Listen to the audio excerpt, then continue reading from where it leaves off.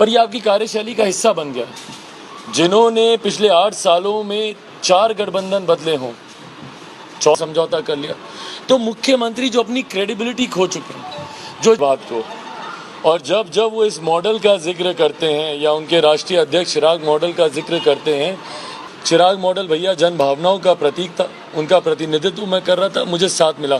मुझे इस युवा हैं बिहार के जो अपने अधिकारों की लड़ाई लड़ रहे हैं, शांतिपूर्वक तरीके से हाथ में तिरंगा लेकर धरना कर रहे हैं और एडीएम उनको मार रहा है, उस एडीएम को बचाने में व्यस्त हैं। भैया ऐसे में बिहारियों की चिंता कौन कर रहा है? पर यह आपकी कार्यशैली का हिस्सा बन गया। जिन्होंने पिछले 8 सालों में 4 गठबंधन बदले हों, 14 तक इनके साथ थे, 14 में एनडीए से अलग हुए, 15 में महागठबंधन में गए, 17 में फिर एनडीए में आए, अब 20 में फिर 22 में फिर ये महागठबंधन में चले गए। तो जिन्होंने पिछले 8 साल में 4 गठबंधन बदले हों, आप पे भरोसा कोई कैसे करे? आपके घटक दल भी कैसे करें? कल को मान लीजिए अगर आपको लेकर अगर ये चर्चा, ये सुगबुगाहट शुरू होती है कि भैया आप फिर एनडीए की तरफ आप देख रहे हैं, तो आप कैसे किसी को विश्वास दिलाइएगा कि मैं नहीं देख रहा हूँ? विधानसभा में खड़े होकर, लोकतंत्र के मंदिर में खड़े होकर आपने शपथ खा ली, उस शपथ के आप नहीं टिके। आप जीरो टॉलरेंस करप्शन को बोलते हैं, जिसके ऊपर करप्शन के, भ्रष्टाचार के आरोप लगाकर आप अलग हुए, उनके साथ आपने समझौता कर लिया। तो मुख्यमंत्री जो अपनी क्रेडिबिलिटी खो चुके हैं, जो जनता में अपनी विश्वसनीयता खो चुके हैं, वो अगर जोर तोड़ से सदन में विश्वास मत हासिल कर लेते हैं, तो ऐसे नेता को बधाई देने का कोई औचित्य बचता नहीं है। पर एक औपचारिकता मात्र से सही उनको बधाई। सर आप पर भी थोड़ा टिप्पणी जो है वो कर दी कि कोई मॉडल चल रहा था, उसी के तहत हम 43 पर पहुंचे। इशारों में नहीं, वो मानते हैं इस बात को, और जब जब वो इस मॉडल का जिक्र करते हैं या उनके राष्ट्रीय अध्यक्ष चिराग मॉडल का जिक्र करते हैं, तब वो मुझे और मेरे पार्टी के नेता कार्यकर्ताओं को हमारी ताकत का एहसास दिलाते हैं। भाई कम से कम इतना तो आप मानेंगे ना कि चिराग मॉडल नीतीश मॉडल पे भारी पड़ा। आज चिराग मॉडल की वजह से मुख्यमंत्री नीतीश कुमार जी की पार्टी की ये हालत हो गई कि वो दर दर भटक रहे हो, लिटरली दर दर भटक रहे हैं। कभी इस दरवाजे पर मुझे मुख्यमंत्री बना रहने दो, कभी उस दरवाजे पर मुझे मुख्यमंत्री बना रहने दो।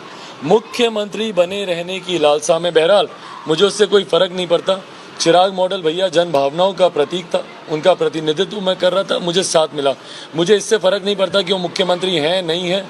मुझे इस बात की चिंता है कि आज जब बिहार को सबसे ज़्यादा एक सरकार, एक काबिल सरकार की ज़रूरत है, तो मेरे मुख्यमंत्री कभी इस्तीफ़ा दे रहे हैं, कभी पुनः मुख्यमंत्री की शपथ ले रहे हैं, कभी मंत्रिमंडल का विस्तार कर रहे हैं, कभी अपने कानून मंत्री को वारंट से बचा रहे हैं, कभी अपने मंत्रियों जो अपने परिवार के सदस्यों के साथ सरकारी बैठक कर रहे हैं उसके मामले को वो सुलझा रहे हैं, कभी जो देशभक्त युवा हैं बिहार के जो अपने अधिकारों की लड़ाई लड़ रहे हैं, शांतिपूर्वक तरीके से हाथ में तिरंगा लेकर धरना कर रहे हैं और एडीएम उनको मार रहा है, उस एडीएम को बचाने में व्यस्त हैं। भैया ऐसे में बिहारियों की चिंता कौन कर रहा है?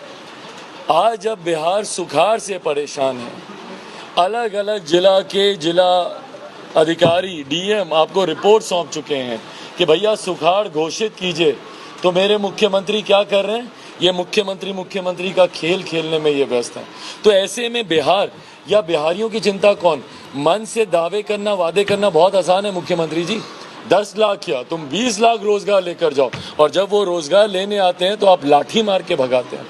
किस तरीके से अनिशुल्क का अपने कान का पर्दा आपने फाड़ने का काम किया, किस तरीके से उसको बर्बरता से मैंने मांग की है। पार्टी की तरफ से हम लोग मांग करते हैं कि भैया जिस तरीके से अनिसुर रहमान जो एक बिहारी युवा अपने हक, अपने अधिकार के लिए भैया 7वें चरण की भर्ती की वो मांग कर रहा था ना, और क्यों मांग कर रहा था? क्यों निकाली आप लोगों ने वैकेंसी? पिछले 3 साल से वैकेंसी निकाल कर भर्तियों को आप लटकाने का काम कर रहे हैं। जिन लोगों की का सिलेक्शन हो गया, चयन हो गया, क्यों नहीं उनकी भर्ती आप निकाल रहे हैं भैया? और जब इसकी मांग को लेकर, वैसे 20 लाख रोजगार की आप बात करेंगे, पर इसकी मांग को लेकर जब वो लड़का और उनके तमाम साथी जब सड़क पर उतरे, किस बर्बरता से आपने पीटा, और उसके बाद आप बोलते हैं हम जांच कराएंगे। भैया प्रत्यक्ष को प्रमाण की जरूरत होती है। क्यों नहीं आपने अभी तक उस एडीएम के ऊपर कार्रवाई की? 24 घंटे के भीतर उस एडीएम को बर्खास्त होना चाहिए था, और ना सिर्फ बर्खास्त बल्कि देशद्रोह का, राजद्रोह का मुकदमा होना चाहिए था। भैया तिरंगे के ऊपर आप लाठी चलाएंगे? ये वही तिरंगा है जो यूक्रेन में भारतीय छात्र जिस तिरंगे को दिखाकर उन्होंने सीमाएं पार की थी, बॉर्डर सुरक्षा की भावना ये तिरंगा उनको दे रहा था। ना सिर्फ भारतीय बल्कि दूसरे देशों के भी लोग तिरंगे को दिखा दिखा कर बॉर्डर पार कर रहे थे, सुरक्षा की भावना थी। और हमारे ही प्रदेश में सुरक्षा की भावना नहीं है। तिरंगा हाथ में होने के बावजूद जिस बर्बरता से पीटा गया, क्यों नफरत है मुख्यमंत्री नीतीश कुमार जी को तिरंगे से इतनी? क्यों नफरत है भैया कि तिरंगे का आप इस तरीके से आप अपमान करेंगे और जिस अधिकारी ने किया उसका आप संरक्षण करेंगे? ना सिर्फ देशद्रोह का मुकदमा बल्कि अटेम्प्ट टू मर्डर के भी चार्जेस उनके ऊपर लगने चाहिए। जिस बर्बरता से उस युवक को पीटा गया है भैया, आप उसकी जान लेने की कोशिश कर रहे थे ना। लाठी अगर सर पे लगती, सर पूरी तरीके से फट जाता, आपने कसर तो कोई छोड़ी नहीं। बालों से कैसे घसीटा जब आप लोग कैमरा लेकर सामने थे। तो ये तमाम चीजों में कहने का मेरा औचित्य बस इतना ही है कि भैया बिहारी कहाँ है भैया? आप तो बिजी हैं अपनी सरकार बनाने में। ऐसे में बिहार या बिहारियों की चिंता।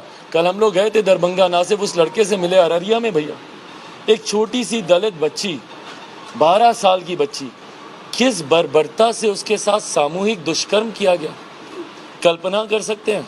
11-12 साल की बच्ची, उस परिवार पे क्या बीत रही होगी, उस बच्ची का भविष्य अब क्या रह जाएगा? जिस तरीके से भेदभाव होता है और हमारे समाज की कहीं ना कहीं एक गलत परंपरा है कि आप विक्टिम को ही आप एक्यूज की तरह देखने लगते हैं। उसमें दोषी वो बच्ची नहीं है, दोषी वो लोग हैं जिन्होंने ये ऐसा दुष्कर्म किया। और अभी तक गिरफ्तारी के नाम पे क्या, महज 2 लोग, 5 लोगों ने किया, 2 लोग गिरफ्तार हुए, बाकी 3 कहाँ हैं और मुख्य आरोपी कहाँ है किसी को नहीं पता। तो कहाँ है भैया न्याय प्रणाली? चौकीदारों की हत्या की जा रही है एक के बाद एक। अभी हम लोग गए थे खगड़िया में, जय नारायण पासवान, उनकी हत्या कर दी गई। विक्रम हम लोग गए थे, वहां पे हत्या कर दी गई। टारगेट किलिंग हो रही है अनुसूचित जाति, जनजाति, पिछड़ा, गरीब, अल्पसंख्यक समाज से आने वाले लोगों के साथ। और ऐसे में उनकी आवाज सुनने वाला आज की तारीख में कोई बचा नहीं है। और मुख्यमंत्री नीतीश कुमार जी को फुर्सत नहीं है अपने मुख्यमंत्री पद को बचाने के अलावा। तो पूरे देश में चल रहा सर, आप गुजरात भी गए हुए थे, राजस्थान में भी मैं गया था। जिस तरीके से अनुसूचित समाज को लेकर ये धारणा कहीं ना कहीं बांधी जा रही है कि भैया इनकी सुनवाई करने वाला कोई नहीं है, इनका संरक्षण करने वाला कोई नहीं है। और ये ऐसे ही नेता हैं जो अपने अपने राज्यों में ऐसी घटनाओं को श्रेय देते हैं। राजस्थान की घटना में जहां एक मटकी से महज पानी पीने की वजह से, और उसके बाद लीपापोती कैसे की जा रही है? अरे मटकी तो थी ही नहीं यहाँ पे कभी भैया। उसका भाई, जिस बच्चे का वहां पे निधन हुआ, इंद्र, उसका भाई 2 साल उससे बड़ा है, तीसरी का ये बच्चा था, 5वीं में वो पढ़ता है, वो बता